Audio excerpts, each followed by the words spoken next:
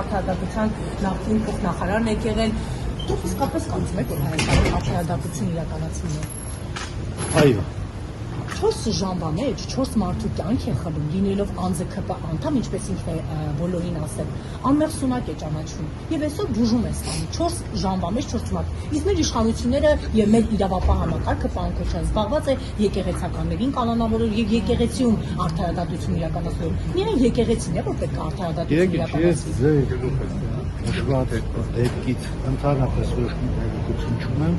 դա համար չեմ։ Իսկ եկեղեցականների գործերից տեղեկություն ունեք։ Նիկոլ Փաշինյանը ասում է չկա դատավոր, որին ասածը չանի, նրանք հիմա պատերի տակ վնգստում են։ Նիկոլ Փաշինյանն էր ասում վնգստացող դատավորների մասին։ Միգուցե իմ հարցը դուք ինչ եք անկոչան, բայց երբևիցե դուք վնգստացել եք։ Ոչ։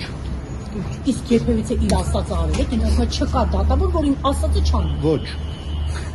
Ուրեմն բան է փոխվել, այսինքն ինքը առանց ասելու դուք անում եք բան Քոչարյան։ Շատ բան է փոխվել եւ այսօր նաեւ նույն պարոն վարչապետը մատնանշեց, ասաց, որ տարիներ շարունակ, երբ որ ստացել են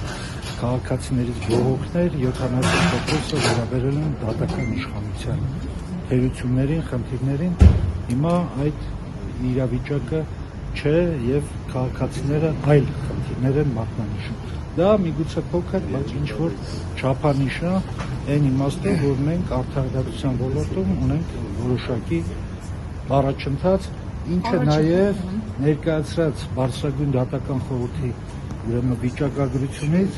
որոշակի ոլորտներում նույնպես նման առաջընթաց ունենք կապված ուրեմն քաղաքացիական դատարաններում ծանրաբեռնվածության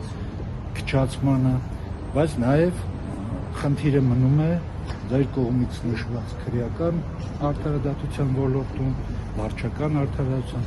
Սա գործընթաց է եւ արդարադատության պատշաճ իրականացումը դա ինձ թվում է մշտական գոյություն ունեցող խնդիր է, անգամ այսպես կոչված զարգացած պետությունների պարագայում եւ այստեղ ընդհանրապես պետք է շարունակական աշխատանք եւ ջանքեր։